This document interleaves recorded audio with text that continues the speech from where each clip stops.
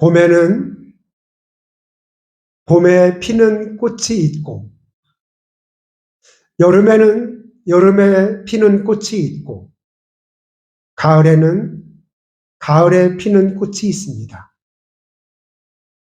겨울에는 꽃이 없을 것 같지만 겨울에 피는 꽃이 있습니다. 이 세상은 거꾸로 돌지 않고 늘 바른 길로 돌아서 봄과 여름과 가을과 겨울을 정확하게 우리에게 소개하고 있습니다. 자연은 변함이 없지만 사람은 늘 그렇게 변덕이 심할 때가 있습니다. 저의 신앙은 늘 두 가지라는 이야기를 합니다. 하나는 창조의 신앙입니다. 저는 가장 큰 은혜를 받은 것은 하나님이 말씀으로 이 땅을 창조했다라고 하는 것이었습니다. 그 말씀이 내 안에 들어오는 순간 저의 삶은 통째로 변했습니다. 그리고 우리의 삶에 나타나는 작은 기적들, 홍해를 가르는 사건은 저는 아무것도 아니었습니다. 만나와 메추라기를 또 반석에서 물을 내는 이 사건은 이방 나라의 전쟁에서 싸움에서 이기게 되는 것은 그렇게 큰 기적이 아니더라고요. 그것은 하나님이 말씀으로 이 땅을 창조하신 그분이라면 그런 기적을 내는 것은 아무것도 아닌 것이었습니다. 욥기서의 말씀대로 내가 하늘의 우박 창고를 열을 때 너는 어디에 있었냐? 땅의 기초를 정할 때 너 어디에 있었느냐? 바다와 땅의 경계를 정할 때 너 어디에 있었느냐? 폭풍우 가운데 나타나셔서 주님께서 하셨을 때 이 욥이라고 하는 사람은 아무 말을 하지를 못했습니다. 우리의 삶에 크신 하나님은 다 뒤에 두고 무속 종교와 별 다름이 없는 아주 작은 하나님을 꺼내놓고 그것이 우리가 믿는 하나님인 것처럼 그렇게 생활하지 않았으면 좋겠습니다. 그렇게 말하지 않았으면 좋겠습니다. 적어도 우리의 하나님은 우주 만물을 창조하신 분이요. 지금도 이 우주 만물을 지키시고 보호하고 계획하시는 분이라는 것을 우리가 믿는다면 우리의 삶을 이렇게 쪼잔하게 살 필요가 없다는 이야기입니다. 더 우리가 대범해야 될 이유가 있다면, 우리가 더 담대해야 될 이유가 있다면 하나님은 우리의 창조자라는 사실이죠. 또 한 가지의 신앙은 부활입니다. 만약에 우리 기독교에 부활이 없다면 이 기독교는 일반 종교와 별 다를 것이 없습니다. 2000년까지 이렇게 계속해서 이 종교가 이어오게 되는 것은 다 이유가 있는 것입니다. 그 중심에는 부활이 있습니다. 세상에 어떠한 종교와 비교될 수 없는 그 부활의 사건이 우리 기독교에는 있다는 것이죠. 사람이 태어나서 살다 병들고 죽고 모든 종교의 창설자들은 다 그러했습니다. 하지만 예수 그리스도 그분께서는 죽으시고 사흘 만에 부활을 하셨다는 것입니다. 에이, 목사님, 부활이 어디에 있습니까? 또 혹간의 자유주의 신학자들은 부활은 상징적인 의미이지 그 부활의 사건은 일어나지 않았다고 이야기를 합니다. 만약에 우리에게 부활의 사건이 믿어지지 않는다면 목사 그만둬야죠. 부활의 사건이 믿어지지 않는다면 신학 교수도 그만둬야죠. 그런 사건조차 믿지 못하고 신학을 이야기한다면 그것이 어디 신학일 수 있고 그것이 어디 설교일 수 있겠습니까? 저는 시골 사람이어서 씨앗을 심고 그 씨앗이 어떻게 움이 트는지를 어릴 적부터 봐왔던 사람입니다. 아버지가 벽지를 담궈 놓고 시간이 지나면 이 벽지에 싹이 트기 시작을 하고 그것을 모판에다가 얹어놓고 흙을 덮고 다시 논에다 그것을 갖다 놓습니다. 몇 날이 되면 거기에서 싹이 파릇파릇 돋아나기 시작을 합니다. 그런데 말입니다. 그 싹을 볼 때 제 마음에서 야, 정말 신기하다. 어떻게 이 작은 벽지에서 이렇게 아름다운 싹이 나올 수 있을까? 이렇게 가냘픈 싹이 나올 수 있을까? 이렇게 파릇파릇한 싹이 나올 수 있을까? 그리고 그것을 키우다가 다시 모내기를 하게 되고 이후에 거기에 꽃이 피고 거기에 벼 이삭이 생기게 되는 걸 보면서 야, 정말 신기해. 그냥 벽지 하나만을 가지고서도 야, 하나님이 계시지 않는다면 이건 될 수가 없는 일이지. 굳이 성경을 뒤집지 않아도 그냥 그 사건 하나만 봐도 야, 하나님은 여기에 계시는구나.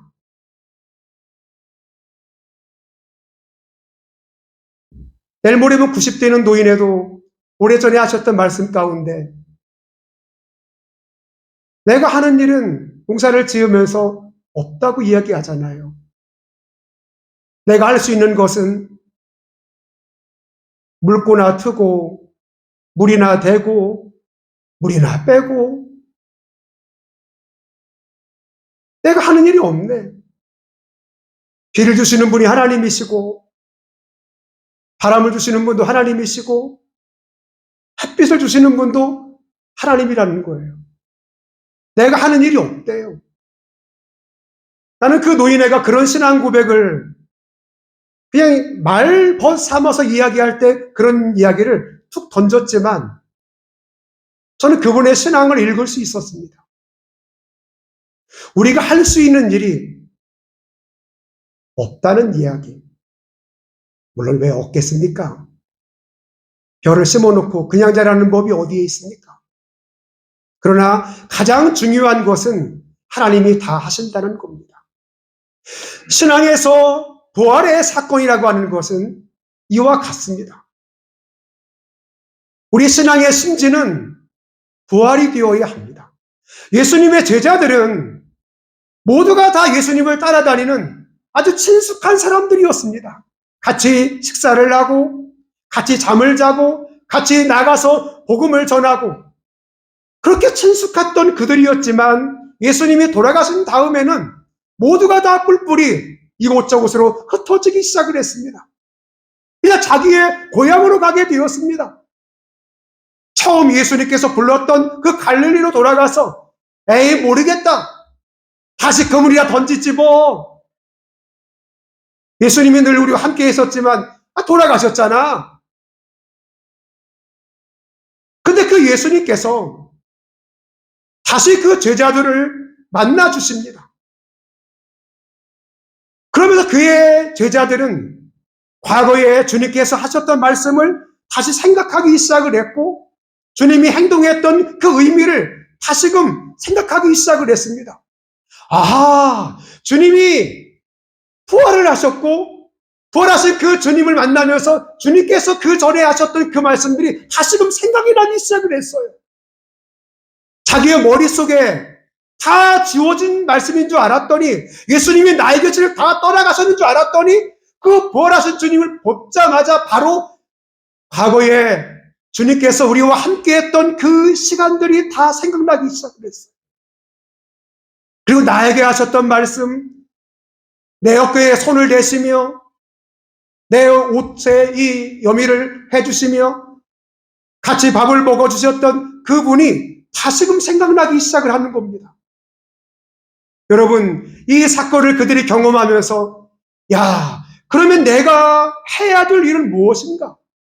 내가 만난 주님을 증거하는 것도 자기의 일이지만 내가 부활하신 그 주님을 만나고 난 다음에 이 부활하신 주님을 전하는 것이 내 마지막의 사명이겠구나. 전에는 모두가 다 문을 걸어 잠그고 방 안에 들어와서 숨을 죽이며 벌벌 떨고 있던 그들이었습니다. 근데 주님이 나타나셔서 평안을 묻습니다. 도마는 내가 직접 만져보지 않으면 내가 예수님이라고 말할 수 없습니다. 이런 고백까지 하면서 그 부활하신 주님을 그들이 모두가 다 만나게 되었습니다. 그리고 그들은 과거에 문을 걸어 잠그고 기도했던 그들이 대제사장과 바리새인, 서기관, 장로들, 그들을 숨어서 지냈던 그들이 이제 문을 활짝 열어버렸습니다. 그리고 세상을 향해 나아가기 시작을 합니다. 예수님이 다시 살아나셨다. 그 예수님의 그 부활을 그들이 전하기 시작을 합니다. 그의 마음에 과거와 전혀 다른 마음을 갖고 그의 행동에 과거와 전혀 다른 행동으로 세상을 향해 나아가기 시작을 합니다.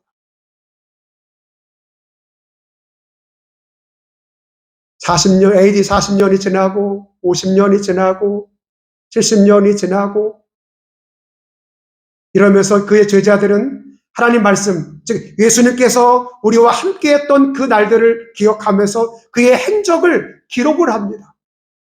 마태, 마가, 누가, 요한복음을 이제 날이 다 저문, 인생의 날이 다 저문 그 시간에서 내가 만난 그 주님, 내가 전했던 그 복음을 다시 정리하기 시작합니다. 그리고 맨 마지막에 절대로 빼놓을 수 없는 것, 예수님께서 부활하신 사건을 아주 세세하게 적어놓고 그 부활하신 주님을 모든 사람이 다 만날 수 있도록 그 길을 여신 분이 마태요, 마가요, 누가요, 요한이었습니다. 오늘 사도행전 1장 2절을 보시면 택하신 사도들에게 성령으로 명하시고 승천하신 날까지의 일을 기록하였노라. 예수님의 제자들이 예수님의 그 부활하신 그 모습을 보게 되었습니다. 근데 이 부활하신 그 모습이 40일 동안 그 부활하신 그 주님이 여기저기 나타나시기도 하셨고 예수님께서 직접 말씀도 해주시고 명령도 해주셨습니다. 그리고 40일이 지나고 난 다음에 승천 하늘로 올라가셨습니다. 그 전까지의 내용을 사도행전 1장 2절에 기록을 했다는 것입니다. 3절을 보면 그가 고난 받으신 후에, 이 고난은 십자가의 고난을 이야기하죠. 또한 그들에게 확실한 많은 증거로 친히 살아계심을 나타내사 40일 동안 그들에게 뭐하시며 보이시며 하나님 나라의 일을 뭐하시니라? 말씀하시니라. 그러면 40일 동안 이 땅에 계시는 동안에 주님께서는 많은 사람에게 나타나시고 보이시고 말씀하셨다는 겁니다. 나타나시고 보이시고 말씀하셨다. 그 첫 번째, 나타내 보이시는 주님이십니다. 부활하신 주님이 산속에 숨어 계시지 않았습니다. 함께하던 그의 제자들과 다시 더 하고 싶어서 그에게 나타나시고 그에게 보이셨습니다. 이게 주님이십니다. 부활하신 몸을 직접 보이셨다. 40일 동안. 누가복음 24장 10절을 보시게 되면, 마태복음 28장 1절을 보시게 되면 지지난주에 말씀드렸던 막달라 마리아와 야고보의 모친 마리아, 처음으로 여인에게 자기의 몸을 보이셨습니다. 숨어 계시지 않고 막달라 마리아에게 보이셨다는 이 사건을 잘 눈여겨봐야 됩니다. 가장 사모했던 그 여인 막달라 마리아, 열정이 있었던 막달라 마리아, 예수님의 참된 제자가 되고자 했던 막달라 마리아, 그에게 처음으로 나타내 주셨다는 사실은 우리가 주님을 따르고자 하는 열정, 주님을 사모하는 열정, 주님과 동행하고자 하는 그 열정을 가진 그 사람에게 처음으로 나타내 주셨다는 거죠. 막달라 마리아가 그거 보고 나서 그의 제자들을 찾아갑니다. 제자들이 처음일 줄 알았지만 아니었습니다. 그 제자들보다 더 예수님을 사랑했던 여인 막달라 마리아, 그리고 또 다른 마리아가 처음으로 만나게 되잖아요. 사도행전 9장 1절을 보게 되면 사울이 바울되는 사건을 우리에게 소개하고 있습니다. 원래 이 사울은 열정이 있는 사람이었고 지식이 있는 사람이었고 율법에 매우 능한 자였으며 바리새인 중에 최고의 바리새인이었습니다. 로마의 시민권을 갖고 있을 정도라면 감히 그에게 누구도 항거할 수 없을 만큼 대단한 권력과 능력을 가진 사람이 바로 사울이었습니다. 그에게 한 가지 열정이 있었습니다. 그것은 그 당시에 거짓 예언자, 거짓 선지자, 하나님의 아들이라고 이야기하는 예수 그리스도, 그를 따르는 무리들을 잡아다 옥에 가두는 일이 자기가 할 수 있는 최고의 일이었습니다. 지금으로 말하면 사입이 교주쯤 되는 그 예수님, 그를 잡아 가두는 것이 자기의 최고의 명예라고 생각을 하게 되었던 거죠. 유대 땅을 넘어서 튀르키예 아래 시리아라고 하는 그 다메섹까지 거기에 예수를 따르는, 부활하신 주님을 따르는 무리가 있다고 이야기하더라. 그래서 그거를 자기가 찾아서 그 사람들을 잡아다가 옥에 가두기 위해서 그곳을 가게 되잖아요. 문제가 생겼습니다. 갑자기 하늘에서 정오의 빛같이 밝은 빛이 그를 향해서 쏟아지기 시작을 합니다. 그리고 주님의 음성이 들립니다. 사울아, 사울아, 누이십니까? 나는 내가 핍박하는 예수라. 여러분, 그 예수님의 제자들을 잡기 위해서 갔는데 그 예수님의 제자들이 따르는 그 스승이, 그 주가 하늘에서 음성으로 사울을 찾아옵니다. 예, 주님, 제가 여기에 있습니다. 사울은 그 다메섹 도상에서 예수 그리스도를 만나고 그의 삶이 통째로 변합니다. 전에는 예수님을 믿는 사람들을 잡아다 옥에 가두는 이 역할을 했던 그였지만 이제 그가 예수님의 제자들과 당당하게 사도된 위치에서 복음을 전하는 자로 바뀌어지게 되었습니다. 그것은 무엇인가? 예수님의 삶이었던가? 아니었습니다. 예수님의 고난이었습니까? 아니었습니다. 예수님의 십자가의 죽음이었는가? 아니었습니다. 부활하신 그 주님을 만나고 난 다음에 그의 삶이 변했습니다. 그리고 고린도서를 보게 되면 그 부활에 대한 이야기를 계속해서 그가 이야기하고 있는 그 이유는 본인이 부활하신 주님을 만나고 난 다음에서야 통째로 그의 삶이 변했기 때문이죠. 우리의 신앙에 고난만 있고 우리의 삶에 십자가만 있고 부활이 없는 그 신앙을 가지고 있는 사람이 있다면 오늘 그 부활의 소망을 모두 다 담고 돌아가는 저와 여러분들이 되어지기를 주의 이름으로 축원합니다. 그 부활하신 주님이 여러분의 삶을 터치하실 때, 여러분의 가정을 터치하실 때, 교회를 터치할 때 거기에 생명이 들어가게 되고 살아나게 되는 것입니다. 우리 기독교는 더 이상의 죽음의 종교가 아닙니다. 오늘 성경 교독할 때 읽었던 그 말씀이 고린도전서 15장에 있는 말씀입니다.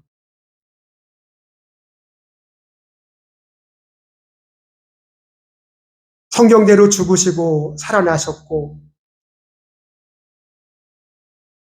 베드로에게도 보이고 12 제자에게 보이고 500여 성도들에게 자기의 부활하신 그 모습을 보여주었습니다. 여러분, 예수님은 부활하신 몸을 숨어 계시지 않고 베드로에게, 12 제자에게 500여 성도에게 자기의 부활하신 그 신령한 몸을 보이셨다는 이 사실을 주목한다면 예수님은 부활하신 몸을 정말 모든 사람에게 보여주고 싶었던 것이 틀림이 없습니다.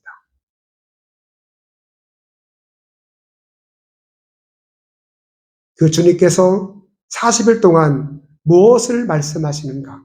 오늘 4절, 5절을 보시게 되면 예루살렘을 떠나지 말고 내게서 들은 바 아버지께서 약속하신 것을 기다리라.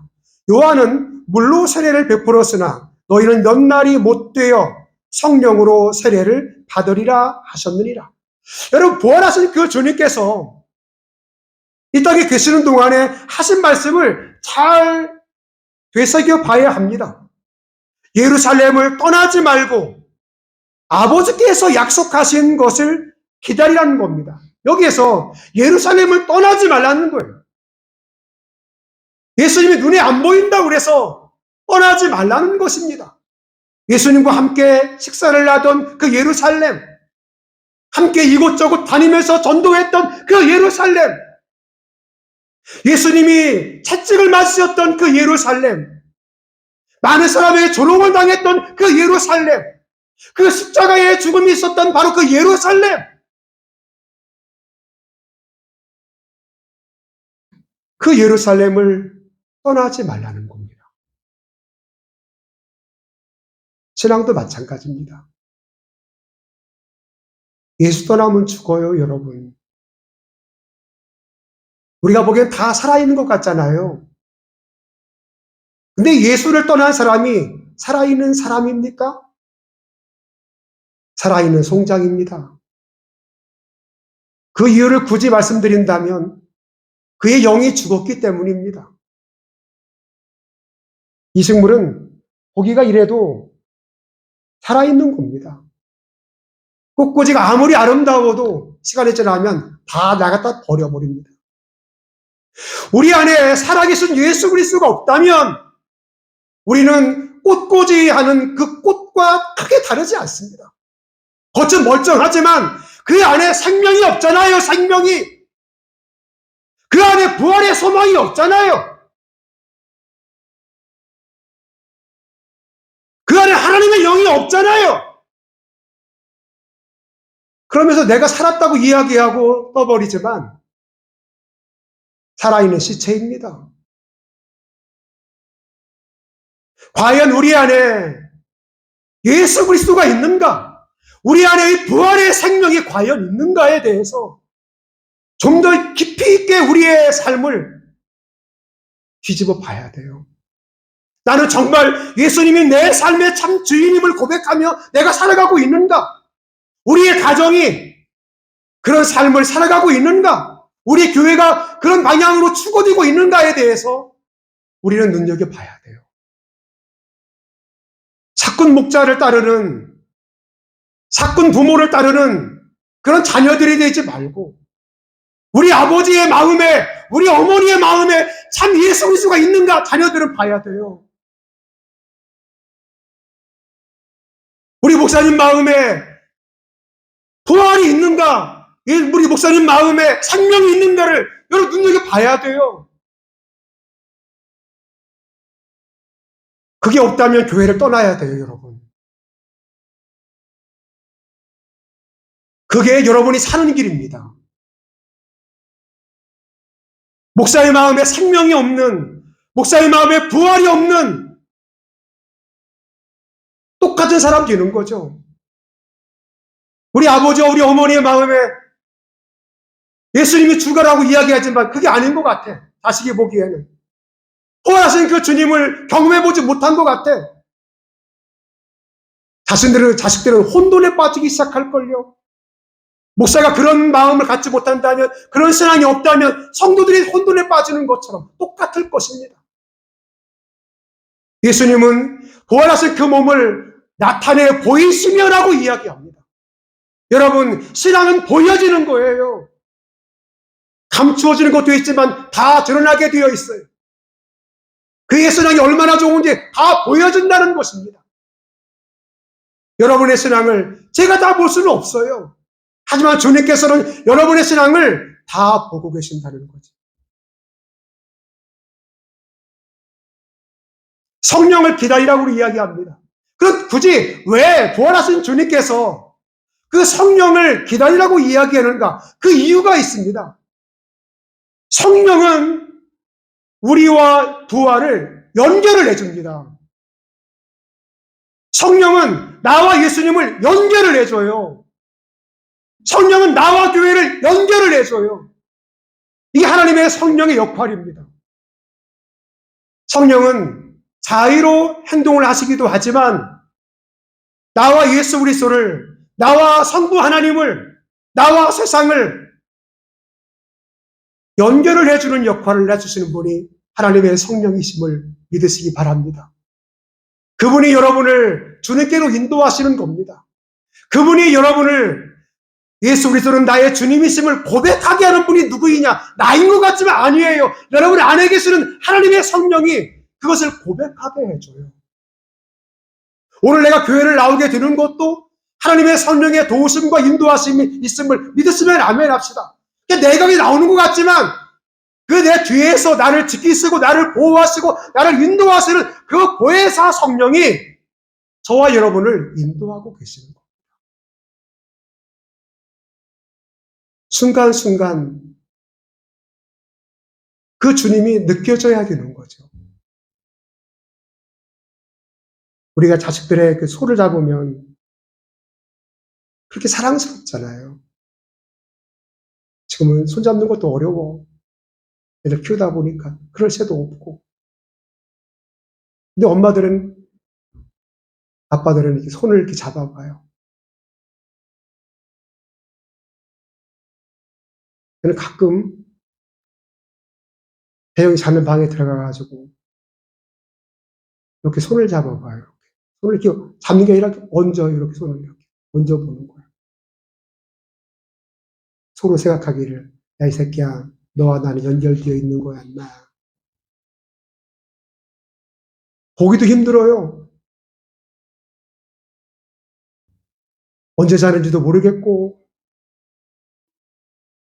근데 연결되어 있음을 우리가 손을 이렇게 닿을 때 그 연결의 의미가 있는 거 아니겠어요? 신앙도 마찬가지로요. 연결이 되어 있어야 돼요. 신앙은 연결되는 거거든.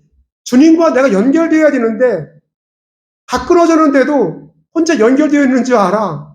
혼자만의 착각 속에 살아가는 거지. 다시 한번 생각해 보십시오. 내가 정말 예수 그리스도와 연결이 되어 있는가? 나는 정말 예수 그리스도와 호흡하고 있는가? 그 부활의 생명이 정말 나에게 내 속에서 그렇게 커가고 있는가? 하늘의 나라의 그 소망이 과연 내 안에 있고 그 소망을 꿈꾸며 살아가고 있는가?